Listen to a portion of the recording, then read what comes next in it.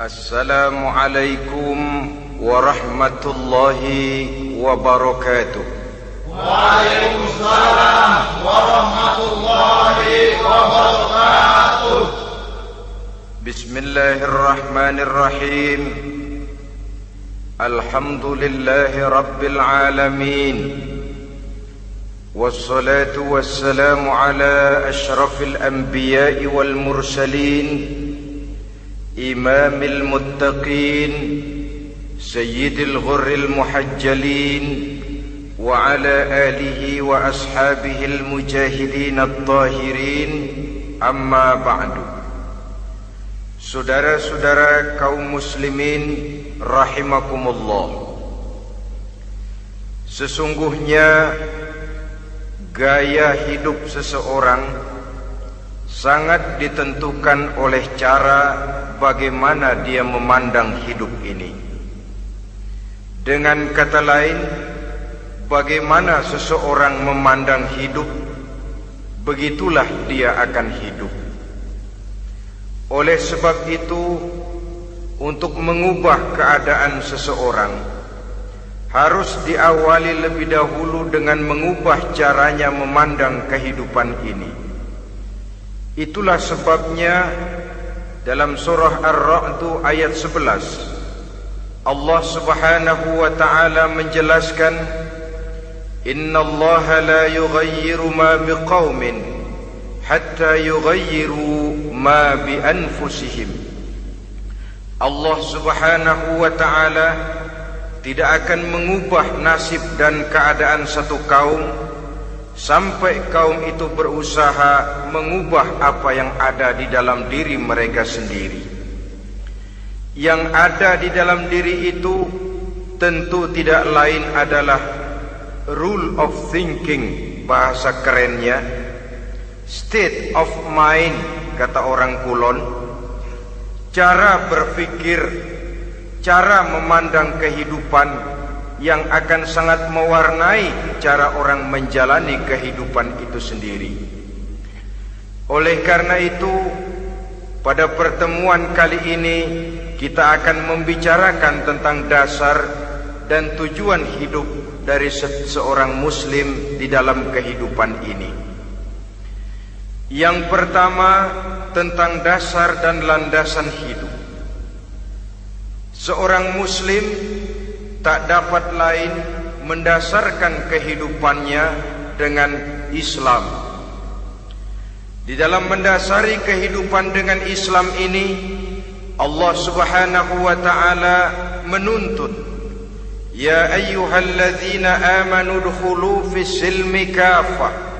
Hai orang-orang yang beriman, masuklah kamu ke dalam Islam itu secara total, secara utuh, secara seluruhnya. Jangan separuh-separuh, jangan sepotong-sepotong. Mendasari hidup dengan Islam artinya menjadikan Islam sebagai way of life, sebagai rule of thinking, sebagai state of mind di dalam kita memecahkan problema-problema kehidupan, sehingga tidak satu persoalan hidup yang bagaimanapun kecilnya sekalipun yang tidak tersentuh oleh nilai-nilai ajaran agama Islam ini. Kemudian di dalam mendasarkan hidupnya dengan Islam, ia mempunyai satu keyakinan. Pertama, Islam sebagai dasar hidupnya adalah agama yang sesuai dengan fitrah daripada manusia. Allah Subhanahu wa ta'ala pencipta manusia. Allah Subhanahu wa ta'ala yang menurunkan agama Islam. Oleh sebab itu, tentu saja seluruh konsepsi Islam ini sudah diukur sedemikian rupa sesuai dengan kemampuan yang dimiliki oleh manusia. Secara logika bisa kita katakan, pabrik mobil di Jerman misalnya bikin mobil namanya Mercy. Seiring dengan itu dikeluarkannya buku petunjuk. Mobil ini bernama Mercy, kecepatan maksimal sekian ratus kilometer per jam, daya angkutnya sekian ratus kilogram, kalau rusak memperbaikinya ini onderdilnya itu umpamanya. Karena pabriknya yang bikin mobil, lalu pabriknya juga yang mengeluarkan buku petunjuk, tentu buku itu sesuai benar untuk mobilnya. Dan logika mengatakan tidak bisa kita punya mobil Mercy rusak, kita perbaiki dengan menggunakan buku petunjuk yang dikeluarkan oleh pabrik mobil Fiat. Tentu saja mobil makin rusak, acak-acakan dan tidak karu-karuan. Ini artinya, jikalau manusia ingin baik, jikalau manusia ingin mencapai sesuatu yang bernama bahagia, dia harus mengikuti petunjuk yang dikeluarkan oleh yang menciptakan manusia. Dan petunjuk-petunjuk itu telah turun dalam satu konsepsi yang bernama Islam yang sesuai dengan fitrah manusia. Yang kedua, oleh karena keyakinannya bahwa Islam sesuai dengan fitrah manusia, ia pun berkeyakinan bahwa Islam adalah agama untuk seluruh manusia, universal. Walaupun ia diturunkan di tanah Arab, tetapi ia bukanlah agama hanya untuk orang Arab semata-mata. Keyakinan ini perlu ditegakkan kembali. Oleh karena akhir-akhir ini muncul pendapat-pendapat yang menganggap seolah-olah agama itu barang impor. Persilahkan saja kalau memang itu merupakan keyakinannya, tetapi menganggap agama sebagai barang impor sungguh merupakan satu kekeliruan yang sangat besar. Bahwa Arab sebagian besar memang Islam, jelas. Tetapi Islam bukannya Arab, itu pun harus kita akui. Kita bisa menjadi Muslim yang baik tanpa perlu menjadi orang Arab. Dengan kata lain, kita bisa menjadi Muslim yang baik dengan tetap menjadi warga negara Indonesia yang baik. Bahwa Al-Quran diturunkan dalam bahasa Arab oleh karena memang ia turun di tanah Arab. Buktinya apa? Walaupun Quran dalam bahasa Arab, tidak satu pun ayat Quran yang ditujukan kepada orang Arab semata-mata. Tidak ada ayat ya ayyuhal arabiyun, hai orang-orang Arab. Tidak ada. Yang ada malah ya ayyuhan nas, wahai manusia. Manusia yang mana? Yang mana saja asal merasa manusia. Kalau tidak merasa manusia, tidak usah terpanggil dengan ayat tadi. Maka dalam mendasari hidup dengan Islam, kita berkeyakinan Islam adalah agama untuk seluruh manusia. Yang ketiga, di dalam mendasari hidup dengan Islam, kita berkeyakinan Islam adalah agama terakhir yang diturunkan kepada Rasul terakhir. Tidak ada Rasul dan Nabi sesudah Nabi Muhammad, dan tidak ada agama lagi sesudah agama Islam. Dasar-dasar keyakinan ini melembaga dalam pribadi kita, membentuk satu keyakinan yang mendasari kehidupan ini, sehingga tidak satu problema yang bagaimanapun kecilnya dalam kehidupan yang tidak tersentuh oleh nilai-nilai Islam. Sejak kita tidur sampai kita bangun tidur, bahkan tidur itu sendiri, dan seluruh kegiatan kehidupan yang kita laksanakan dalam 24 jam, tidak satu pun yang tidak tersentuh oleh nilai-nilai Islam. Inilah pandangan hidup Muslim. Jawaban seorang Muslim terhadap problema-problema kehidupan yang dihadapinya, yang di dalam menjawab problema itu ia Islam oriented, berorientasi kepada nilai-nilai Islam. Apa kata Islam tentang pekerjaan yang dihadapinya? Halal kata Islam, halallah dia katakan. Haram kata Islam, haram dia katakan. Islam oriented. Barometer dalam perbuatannya tidak lain daripada nilai-nilai Islam itu sendiri. Dan kemudian di dalam mendasari kehidupan dengan Islam, ia berkeyakinan Islam adalah satu-satunya agama yang benar. Bahasa kerennya, Islam is the single one, the true religion behind the God. Satu-satunya. Keyakinan ini kelihatannya subjektif, tapi memang inilah pokok daripada kehidupan beragama. Saudara-saudara kaum muslimin rahimakumullah, kalau itulah dasar daripada kehidupan kita sebagai muslim, apa yang menjadi landasannya? Kalau dasar hidup kita Islam, maka landasan hidup kita tidak lain adalah Al-Quran dan sunnah Rasulullah sallallahu alaihi wasallam. Dunia penuh dengan orang-orang besar, dan setiap orang-orang besar itu mempunyai ajaran-ajaran yang pernah jaya, pernah dikumandangkan, didengung-dengungkan, naik ke panggung sejarah untuk kemudian tenggelam. Satu ajaran hanya akan langgeng, satu ajaran hanya akan tahan lama apabila dia turun dari sumber yang serba maha. Kalau dia turun dari manusia, maka sifatnya hanya musim. Yang namanya musim, saudara-saudara, namanya musim tidak bisa dilarang, tapi kalau sudah selesai habis sendirian. Itu musim namanya. Musim rambutan. Kalau datang musim rambutan, apa bisa dilarang? Gak boleh musim rambutan. Ya tidak bisa, dia akan tumbuh terus. Tapi manakala musimnya habis.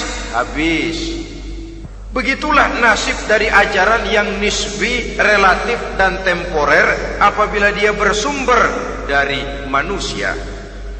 Maka satu ajaran hanya akan langgeng, tahan lama apabila dia turun dari sumber yang serba maha. Dan itu sudah turun bernama Al-Quranul Karim. Sedangkan sunnah, saudara-saudara, merupakan penjelasan dari apa yang oleh Quran tidak dijelaskan dalam bentuk yang detail, melengkapi apa yang oleh Al-Quran hanya disebutkan dalam bentuk garis besarnya saja. Baik Quran maupun sunnah kita sebut merupakan dasar, landasan yang primer. Sedangkan untuk memahami Quran dan sunnah, kita memerlukan pendapat-pendapat orang yang ahli di bidang itu. Dalam hal ini kita sebut saja dengan ulama. Dan ini merupakan sumber yang sekunder dari landasan hidup kita sebagai seorang muslim. Dua rel ini, Quran dan sunnah, merupakan landasan di mana kereta api Islam ini berjalan. Quran dan sunnah. Saudara-saudara kaum muslimin rahimakumullah, oleh karenanya marilah kita menjadikan Quran dan sunnah ini sebagai imam di dalam kehidupan kita. Bukankah Rasulullah sallallahu alaihi wasallam pernah memberikan pilihan, man ja'alal Qur'ana amamahu qadahu ilal jannah, wa man ja'alal Qur'ana khalfahu saqahu ilan nar. Siapa yang meletakkan Quran di depannya, dijadikannya Quran sebagai imam dan dia sebagai makmum, maka Al-Quran akan membimbing dia ke surga. Ya, surga di dunia ini, lebih-lebih lagi surga di akhirat nanti. Sebaliknya, wa man ja'alal Qur'ana khalfahu, siapa yang meletakkan Quran di belakangnya, dia belakangi ajaran dan konsepsi Al-Quran, dia tinggalkan perintah-perintah Al-Quran, maka Al-Quran yang dibelakanginya itu akan mendorong dia ke neraka. Neraka dunia, lebih-lebih neraka di akhirat nanti. Pilihan terserah kita. Jikalau kita mau menjadikan Quran sebagai imam, artinya kita menjadi makmum. Resikonya dimanapun, makmum wajib ikut imam. Imam takbir, makmum takbir, imam ruku, makmum ruku, imam i'tidal, makmum i'tidal. Jikalau Quran imam kita dan kita adalah makmum, maka itu berarti jikalau ke barat komando Quran, ke barat kita pergi. Jikalau ke timur kata Quran, ke timur kita menuju. Jikalau halal kata Quran halal kita katakan, jikalau haram kata Quran haram kita ucapkan. Itu resikonya kita menjadi makmum, menyusun pola hidup yang lebih Qurani. Tapi sebaliknya, ke barat komando Quran, ke timur kita pergi, ke utara kata Quran, ke selatan kita menuju. Halal kata Quran malah kita tidak mau melaksanakannya. Haram kata Quran kita senang bukan main. Artinya kita mau menjadi makmum, dan Quran kita jadikan sebagai makmum, kita sendiri malah mau menjadi imam. Kita paksa konsepsi Al-Quran itu supaya sesuai dengan naluri kemanusiaan kita, mengotak-atik hukum, menghalalkan yang haram, mengharamkan yang halal. Dikala itu landasan hidup kita sudah goyah, tidak lagi sebagai landasan tempat kita bertolak, tetapi malah menjadi satu landasan yang kita injak-injak. Sesungguhnya saudara-saudara, Quran tidak akan membawa berkah, tidak akan menjadi rahmatun wa syifaun lil mu'minin, menjadi penyembuh, menjadi rahmah bagi orang-orang beriman, apabila yang kita baca itu kita injak-injak di dalam kehidupan. Upaya menyusun hidup yang lebih Qurani ini seiring dengan usaha kita menjadi warga negara yang baik. Yang saya katakan di awal tadi, tidak saling dan tidak harus saling bertentangan. Jadi dengan demikian, dasar hidup kita sebagai muslim adalah Islam, dan landasan hidup kita tidak lain adalah Al-Quran dan sunnah Rasulullah sallallahu alaihi wasallam. Ini landasan tempat kita bertolak. Ini yang mewarnai gaya kehidupan kita. Apapun yang mau kita lakukan, tempat kita bertanya lebih dahulu Quran dan sunnah. Saya mau melakukan pekerjaan ini, apa kata Quran? Saya mau pergi ke tempat ini, apa kata Quran?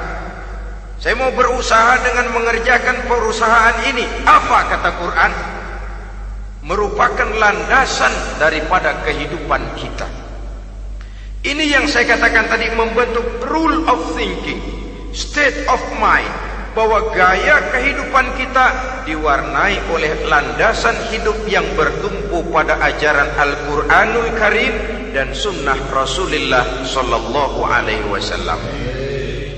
Baiklah ya, ini yang pertama tentang dasar dan landasan hidup. Yang kedua tentang tujuan hidup.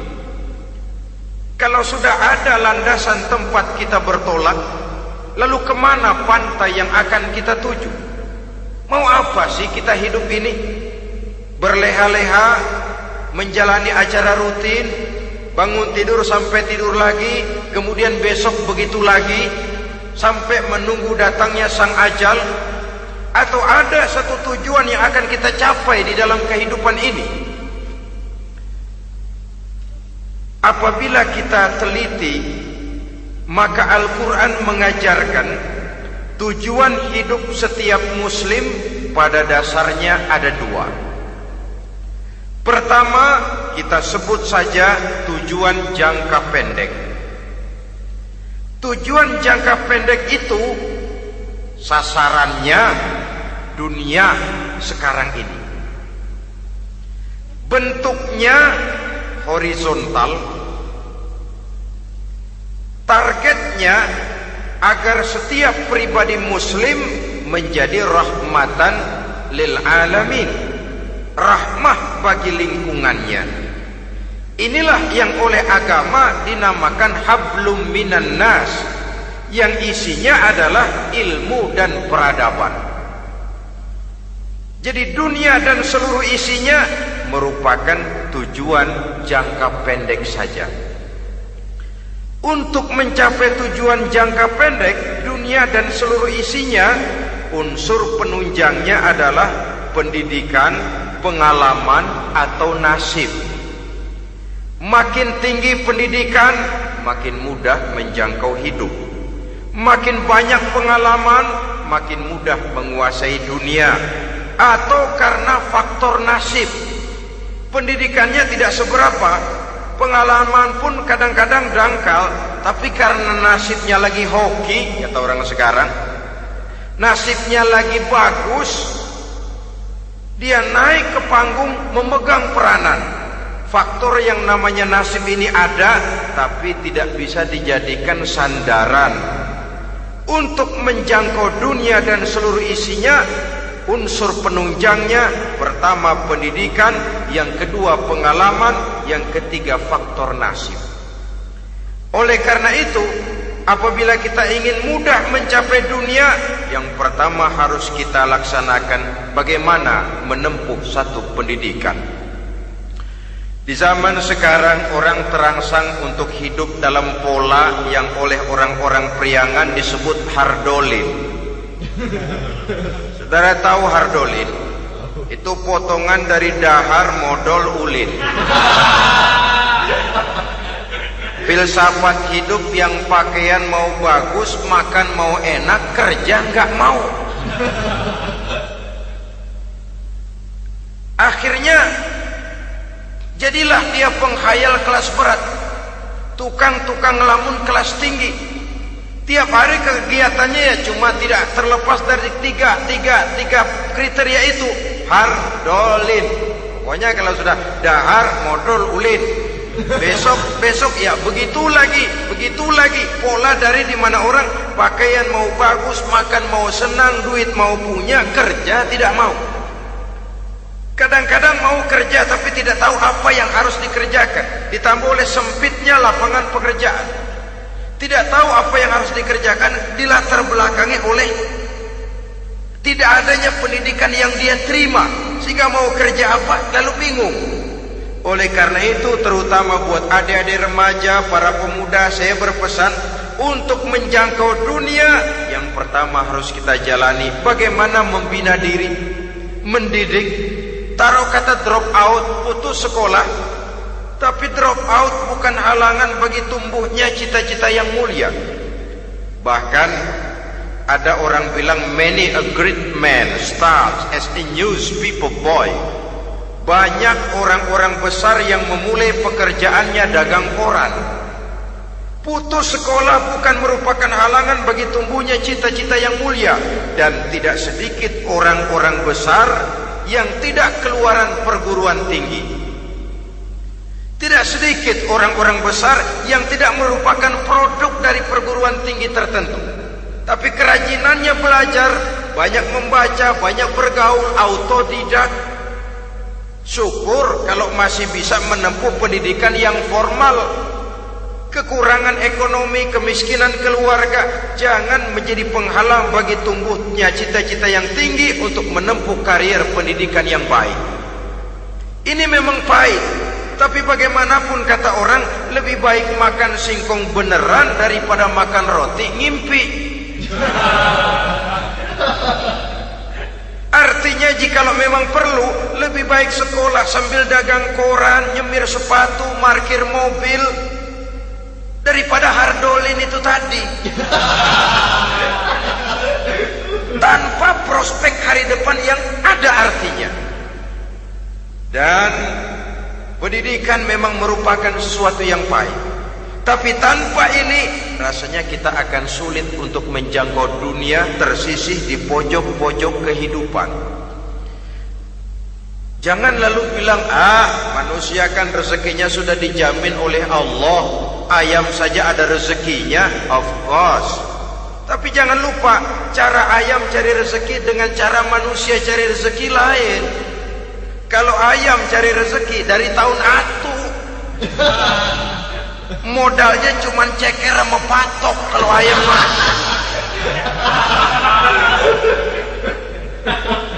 asal bisa nyeker, bisa matok, ayam dapat rezeki. Pokoknya kertok dah. Tapi manusia cari rezeki, dia harus cari lapangan kerja. Lapangan kerja sulit. Sudah dapat lapangan kerja, harus punya keahlian. Untuk memperoleh keahlian harus dengan pendidikan. Berhadapan lagi dengan saingan-saingan, karena pasaran tenaga kerja tiap tahun puluhan kalau tidak ratusan ribu pasaran tenaga kerja yang masuk lapangan kerja. Ini kenyataan. Semakin ke depan oleh tingginya tensi ekonomi, oleh persaingan hidup yang makin tajam, oleh makin menggejalanya pola pikir industrialis yang membuat manusia individu, nilai-nilai semacam ini akan terasa makin berat. Oleh karenanya tanpa pendidikan sulit untuk menjangkau dunia. Yang kedua, pengalaman, tenaga expert. Sehingga orang mengatakan experience is the best teacher. Pengalaman adalah guru yang paling bijaksana. Dengan pengalaman kita makin dewasa. Dan orang sering mengatakan kegagalan hakikatnya adalah keberhasilan yang tertunda. Jangan takut gagal, kalau itu akan mengantarkan kita kepada pola hidup yang lebih dewasa, lebih tegar, lebih sanggup menghadapi kesulitan-kesulitan. Dan faktor yang ketiga, nasib. Kadang-kadang orang pendidikannya tidak ada, kadang-kadang pengalamannya tidak seberapa, tapi karena nasib, engkongnya misalnya jadi komandan Hansip, dia naik jadi anggota Hansip. Itu karena faktor nasib saja. Yang ketiga ini ada, tapi tidak bisa dijadikan sandaran dalam arti bahwa kita lalu mengandalkan nasib. Lo nanti udah gede mau jadi apa? Gua sih gimana nasib aja dah. Jadi orang syukur, jadi gembel nasib. Tidak bisa kita menghadapi hidup dalam satu alur spekulasi. Tidak bisa kita menjalani skenario kehidupan ini dengan bersikap untung-untungan. Karena kehidupan walaupun tidak bisa dipastikan, paling kurang bisa dirancang, bisa direncanakan, bisa ditargetkan, bisa dianalisa kemungkinan-kemungkinannya. Walaupun tidak bisa dipastikan, tapi bisa diperhitungkan. Sebagai manusia yang terikat oleh causality, oleh hukum sebab akibat, sewajarnya kita memperhitungkan kemungkinan-kemungkinan itu. Kira-kira 5, 10, 15 tahun yang akan datang, sejauh mana kesulitan-kesulitan dalam kehidupan ini, sejauh mana persaingan dalam hidup, sejauh mana tenaga kerja dibutuhkan, sejauh mana keahlian dan skill menunjang ke arah itu. Kalau tidak, kita akan tersisih di sudut-sudut kehidupan untuk lebih banyak jadi penonton daripada menjadi pemain. Padahal kita ingin jadi pemain, kita ingin aktif, kita ingin punya peranan karena kita oleh agama dituntut menjadi rahmatan lil alamin, menjadi rahmah bagi lingkungan di mana kita tinggal, mewarnai lingkungan, bukan cuma diwarnai oleh lingkungan itu sendiri. Itu tadi tujuan jangka pendek sebagai tujuan yang pertama. Yang kedua, tujuan jangka panjang. Tujuan jangka panjang ini sasarannya adalah akhirat. Bentuknya vertikal, targetnya adalah mardhatillah atau ridho daripada Allah. Dan ini yang oleh agama dinamakan dengan hablum minallah, tali vertikal yang menghubungkan manusia langsung dengan Tuhannya. Untuk mencapai tujuan jangka panjang akhirat ini, unsur penunjangnya adalah prestasi ibadah. Kalau untuk tujuan jangka pendek, dunia dan seluruh isinya, pendidikan, pengalaman dan nasib memegang peranan yang sangat penting, maka untuk akhirat, pendidikan, pengalaman, nasib tidak punya pengaruh banyak. Unsur penunjangnya adalah prestasi ibadah. Bagaimanapun tinggi pendidikan, bagaimanapun banyak pengalaman, tanpa prestasi ibadah, nol besar kita dalam pandangan Allah Subhanahu wa ta'ala. Saudara-saudara kaum muslimin rahimakumullah, itu sebabnya seorang muslim sholat, puasa, haji, zakat, yang kalaupun ada target dunia itu cuma side effect saja, sekedar satu efek sampingan. Target utamanya tetap tujuan jangka panjang, akhirat dan ridho Allah. Kenapa kita sholat? Untuk mencari ridho Allah. Kenapa kita laksanakan ibadah haji? Untuk mencari ridho Allah. Kita bangun di keheningan malam untuk mencari ridho Allah. Kalau ada akibat dunia, itu cuma akibat sekunder saja. Ada misalnya orang karena tekun ibadah rezekinya lancar, itu baru persekot, baru tanda jadi. Kadang-kadang persekotnya saja sudah nikmat kok, apalagi cashnya, kontannya. Sebaliknya kalau ada orang rajin ibadah rezekinya seret, jangan jadi alasan. Kok lu nggak sembahyang? Alah, tetangga gua rajin sembahyang melarat terus. Ya memang sholat itu bukan dengan target dunia, target akhirat, saudara-saudara.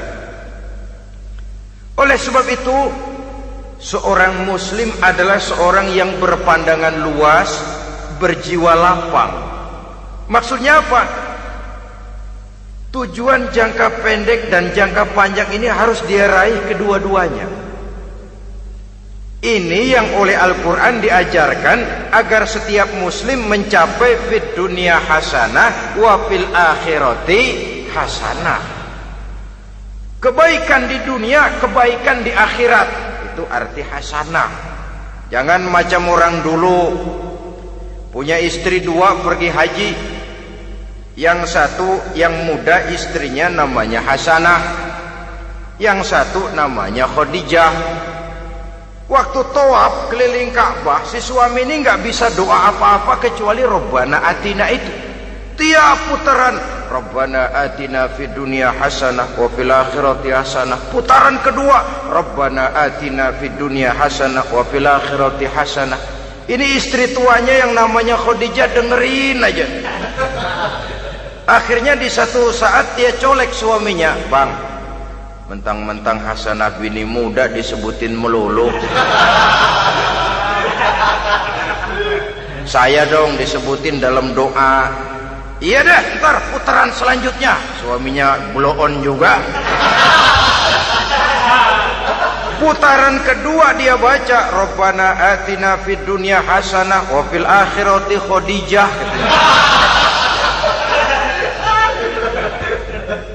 Saudara-saudara, itu makna refleksi daripada doa tadi itu, doa sapu jagat. Kita ingin fid dunya hasanah wa fil akhirati hasanah. Tujuan jangka pendek dunia tercapai, tujuan jangka panjang akhirat dan ridho Allah juga tergapai. Oleh sebab itu Al-Quran menjelaskan, wabtaghi fima atakallahu ad-daral akhirah wala tansa nasibaka minad dunya. Dengan karunia yang diberikan Allah kepadamu, carilah bahagia akhirat. Wala tansa nasibaka minad dunya, tetapi jangan lupakan bagianmu dalam kehidupan di dunia ini. Cari akhirat, utamakan akhirat dengan tidak usah melupakan jatahmu di dunia. Kenapa saya katakan seorang muslim berjiwa besar? Sebab andai kata dia gagal mencapai tujuan jangka pendek, andai kata dia gagal di dunia, dan dia oleh Islam diajarkan jangan sampai gagal, tapi andai kata dia gagal, dia masih punya tujuan jangka panjang, akhirat dan ridho Allah. Dia masih bisa menghibur diri, biarlah di dunia kita sederhana, bahkan biarlah susah di dunia, asal di akhirat kita bahagia. Orang yang tidak punya pandangan hidup semacam ini, surgalah dunia ini, segalanya telah tertumpu di sini. Bila umurnya selesai, ajalnya datang, selesai sudah, surganya sampai di situ, dan dia tidak punya pengharapan lain di belakang itu. Maka seluruhnya bertumpu pada kehidupan di dunia. Padahal dunia seperti air laut, makin diminum makin haus, makin kering tenggorokan. Dunia yang diperturutkan menyeret manusia ke dalam lingkaran setan, terjebak dalam sifat yang namanya tamak bin rakus alias serakah.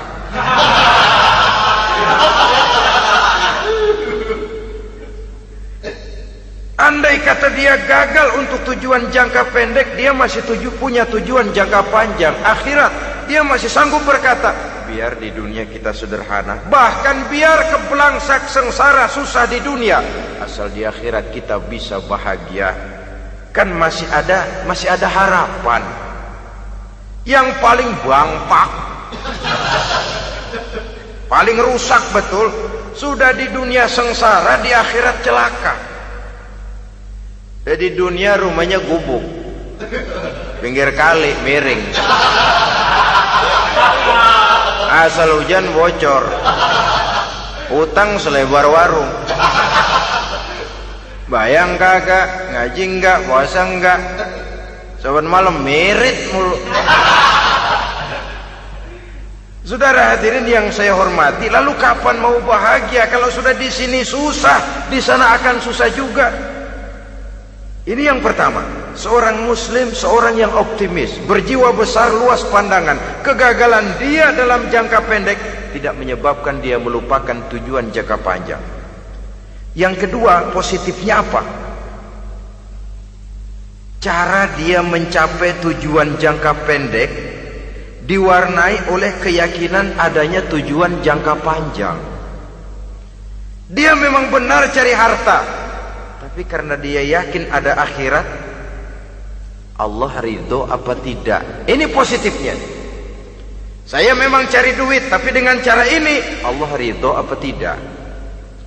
Saya memang ingin berpakaian yang rapi, tapi dengan tidak menutup aurat begini, Allah ridho atau tidak. Saya memang bergaul menghormati teman, tapi terjebak dalam minuman keras karena menghormati teman, Allah ridho apa tidak. Ini orang yang punya tujuan jangka panjang. Segalanya diberikan bingkai dengan pertanyaan, Allah ridho atau tidak. Keyakinannya terhadap tujuan jangka panjang mewarnai gaya hidupnya di dunia ini, mencapai tujuan jangka pendek tadi. Mau minum, Allah ridho apa enggak ini? Mau makan, yang saya makan Allah ridho apa enggak ini? Pendeknya apapun yang mau dia kerjakan, karena dia punya keyakinan tujuan jangka panjang, dia selalu menimbang terhadap ridho Allah tadi. Jadi tanpa prestasi ibadah, kita nol besar dalam pandangan Allah. Ini nilai manusia yang hakiki di sini. Ini makna inna akramakum indallahi atqakum. Di akhirat nanti kan tidak pernah akan disidang, kamu pendidikan setinggi apa? Tidak. Gelarmu berapa renteng? Profesor, doktor? Tidak. Akhirat hanya menyidang, kau sholat atau tidak, kau puasa atau tidak, kau zakat atau tidak. Diberikan kamu harta yang banyak, dari mana kau dapat, kemana kau belanjakan. Prestasi ibadah itu yang ditanya. Setinggi apa pendidikan, sebanyak apa pengalaman, no problem, tidak jadi masalah di akhirat itu. Prestasi ibadah itu yang akan kita persembahkan di hadapan Allah. Itu makna inna akramakum indallahi atqakum. Kerbau dinilai dari dagingnya, makin gemuk makin mahal harganya. Tapi ada perkutut lebih mahal dari kerbau. Perkutut itu mahalan mentahnya loh daripada matangnya. Karena harga perkutut pada suaranya. Lalu di mana harga manusia yang paling gemuk? Tidak. Suaranya, oh kalau manusia dinilai dari suaranya, barangkali Madonna nomor awal masuk surga itu. Hanyalah dengan prestasi ibadah kita bisa mencapai tujuan jangka panjang, akhirat dan ridho Allah. Nah baiklah ya, kalau sudah jelas bahwa kita punya dua tujuan jangka hidup, jangka pendek dan jangka panjang, bagaimana Islam mengajarkan kita meraih dua ini? Pada prinsipnya Islam mengajarkan sistem keseimbangan. Dalam berbagai aspek kehidupan, keseimbangan ini nampak dengan nyata diajarkan oleh agama kita. Seperti ayat yang saya bacakan tadi, dengan karunia yang diberikan Allah kepadamu, cari negeri akhirat, tapi jangan lupakan bagianmu di dunia ini. Dalam bentuk yang lebih nyata, bekerjalah untuk duniamu seolah kau akan hidup buat selamanya, tapi bekerjalah buat akhiratmu seolah kau akan mati besok. Manifestasinya dalam kehidupan, misalnya orang kaya diperintah membantu yang miskin, tapi orang miskin dianjurkan berusaha. Jangan mengandalkan hidup kepada yang kaya, seimbang. Kamu kaya, betul Pak, bantu yang miskin. Kamu miskin, iya Pak, berusaha. Seimbang. Tuan rumah diwajibkan menghormati tamu, tamu diwajibkan tahu diri, seimbang. Jadi bagaimana kalau sudah kita bekerja di sawah, di ladang, di pasar, di kantor, anggap kita akan hidup selamanya agar timbul gairah kerja.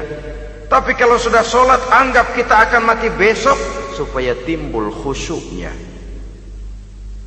Nah, titik tekannya di mana? Stresnya itu. Walaupun Islam mengajarkan sistem keseimbangan, tapi Al-Quran tetap menggarisbawahi walal akhiratu khairul laka minal, bahwa bagaimanapun seimbangnya, akhirat itu lebih utama daripada dunia. Bagaimana implementasinya? Kata orang-orang tua, kalau kita menanam padi, rumput pasti tumbuh, tapi nanam rumput jangan mimpi tumbuh padi. Maksudnya apa? Kalau satu perbuatan kita niatkan karena Allah, dunianya pasti ikut. Tapi kalau satu perbuatan diniatkan karena dunia semata-mata, akhirat akan hilang. Sebab itu, biasakanlah berbuat sesuatu baik untuk tujuan jangka pendek, lebih-lebih untuk tujuan jangka panjang, dengan motif lillahi ta'ala. Jadi saya ulangi, satu perbuatan kalau sudah diniatkan karena Allah, dunia biasanya ikut.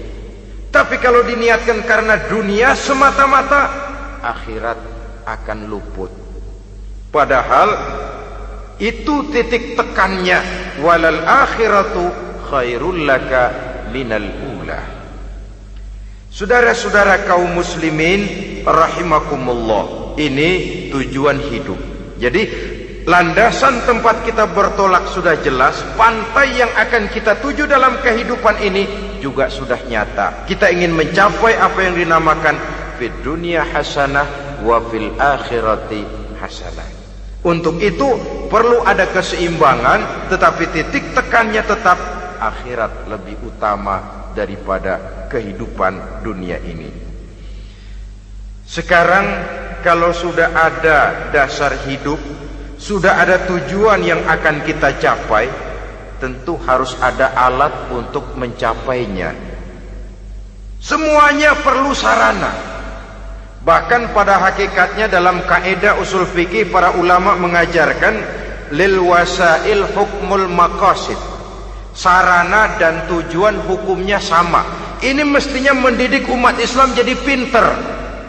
Jangan cuma berpikir melaksanakan satu pekerjaan, tapi juga berpikir menciptakan sarana untuk terwujudnya pekerjaan itu. Misalnya umat Islam wajib pergi haji kalau mampu, kan begitu toh? Kalau dia umat Islam Indonesia, tentu pergi hajinya ke Mekah. Mekah, Jeddah, Mekah, Indonesia, perlu sarana angkutan untuk sampai ke sana. Kapal laut, kapal udara. Artinya umat Islam harus maju di bidang teknologi, bisa menciptakan pesawat, bisa menciptakan kapal laut, sarana yang akan menyampaikan dia untuk bisa melaksanakan ibadah haji. Selama ini kita bertumpu kepada pemikiran, pokoknya kan yang penting gue pergi haji pakai apa, kayak gue punya duit.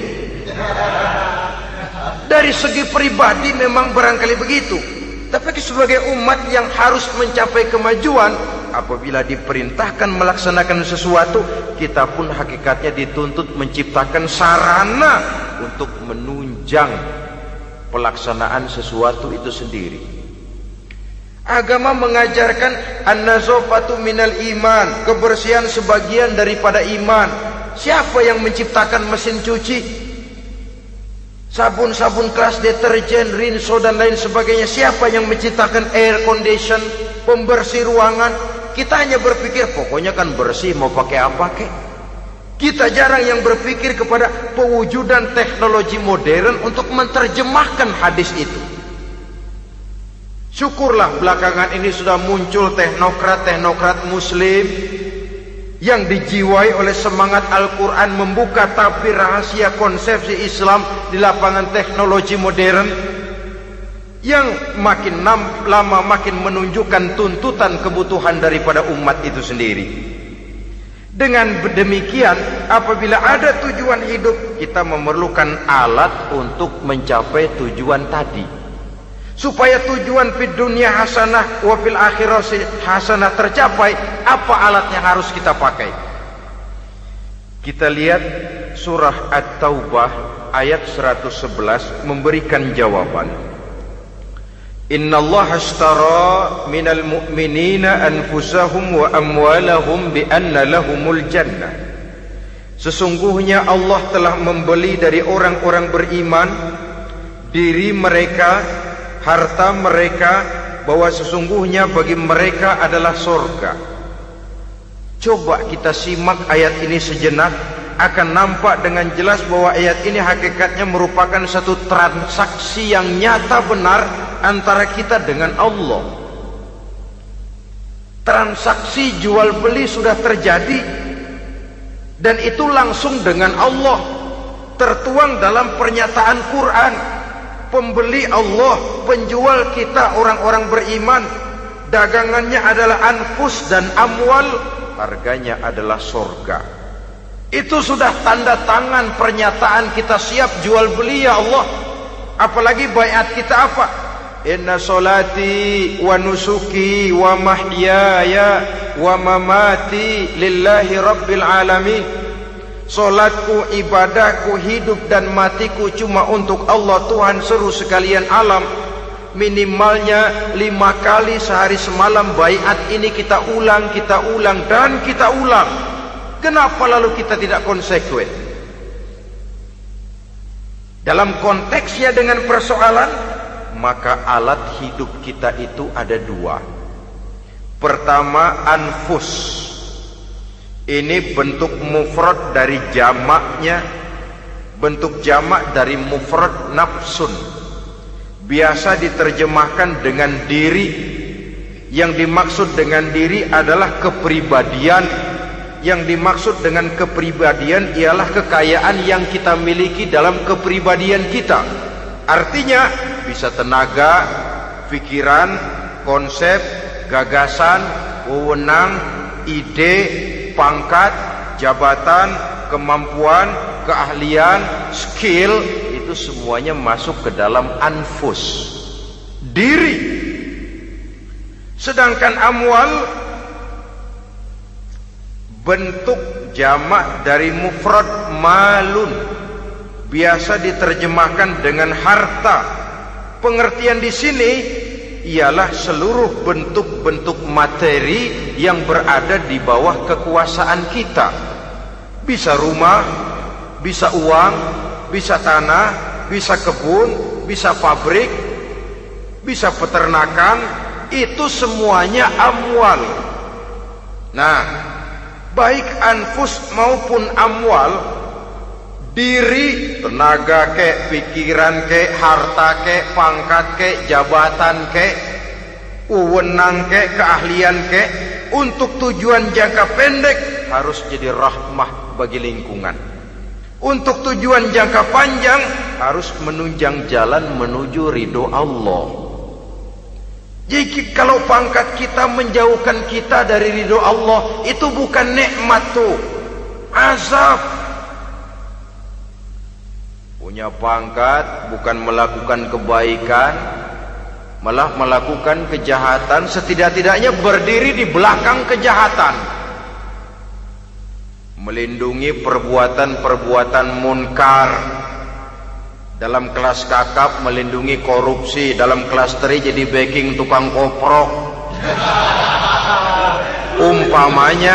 Umpamanya itu sudah menyalahi.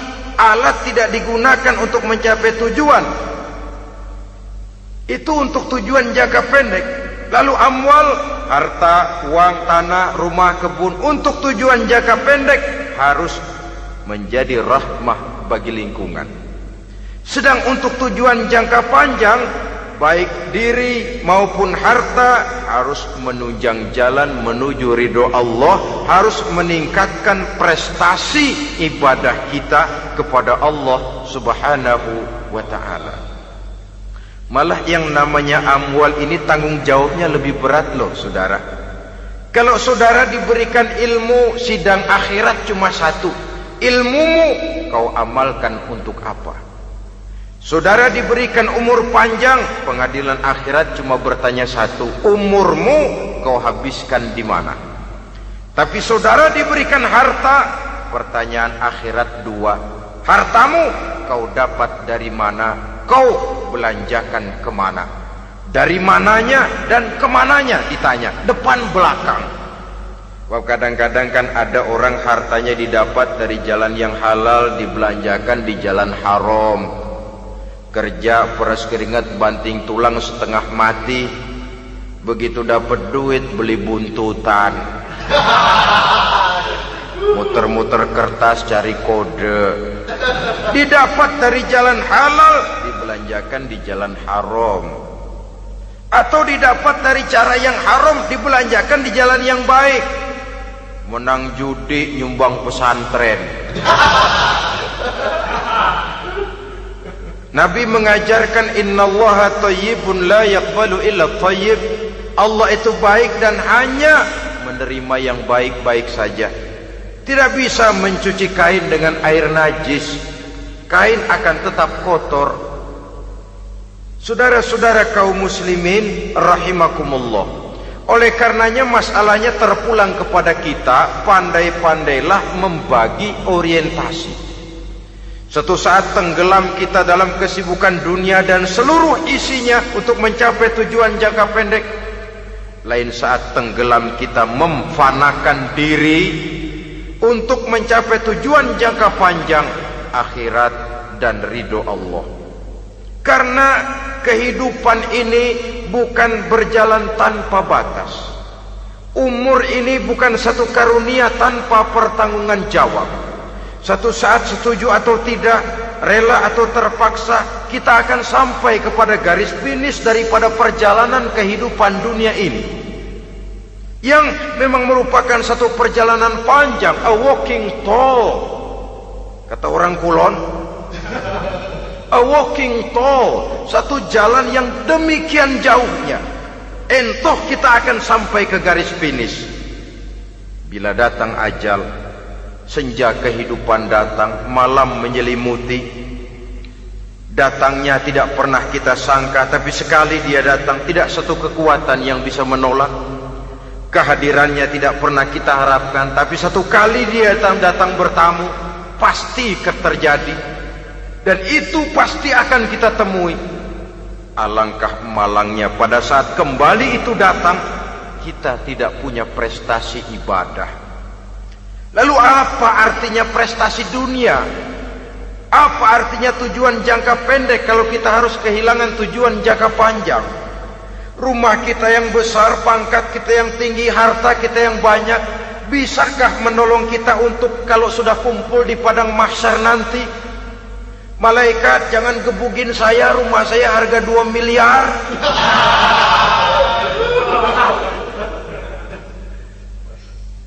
Sudahlah malaikat, damai saja, itu Rolls Royce saya.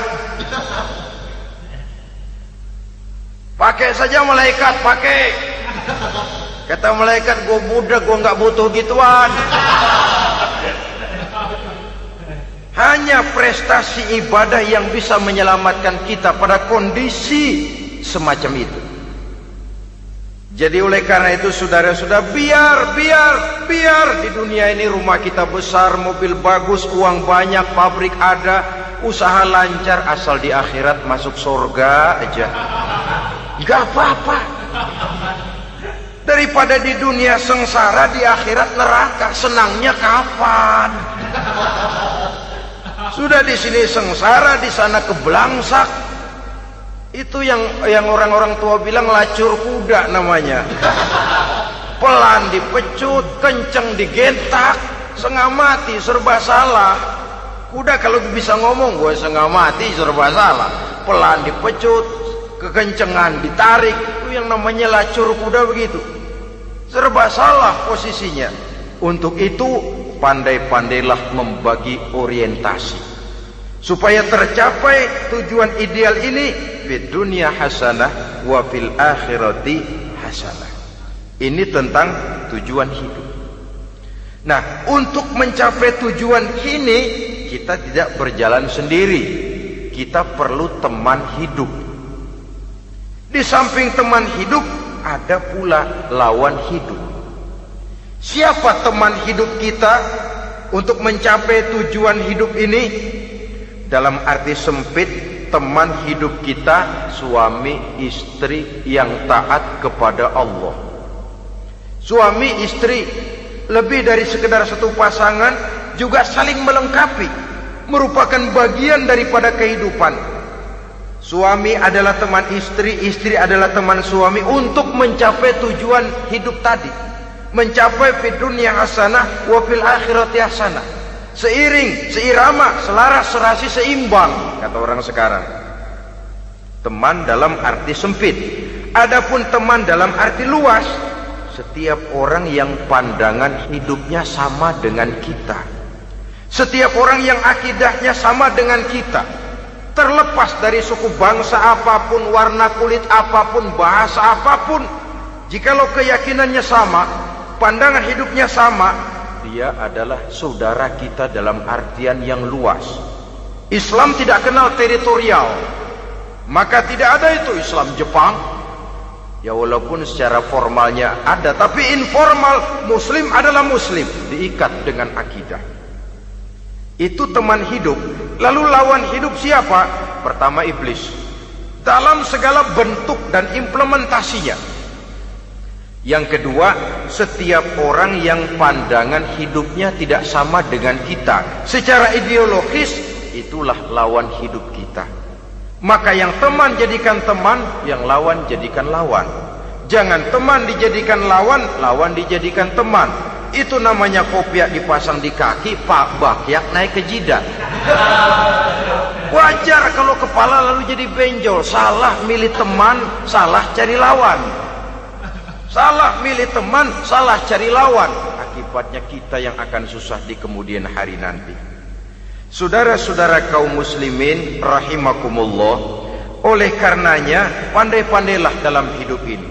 Yang teman jadikan teman, yang lawan jadikan lawan. Kalau lawan kita jadikan teman, sementara teman kita jadikan lawan, dan itu apa yang banyak terjadi dalam praktek kehidupan, kita tidak akan bisa mencapai tujuan karena akan tertarung di kaki sendiri. Nah, ini sajalah yang kita bicarakan pada pertemuan kali ini. Mudah-mudahan ada manfaatnya. Terima kasih atas segala perhatian. Mohon maaf atas segala kekurangan. Usikum wa nafsi bitaqwallah. Wassalamualaikum warahmatullahi wabarakatuh. Waalaikumsalam.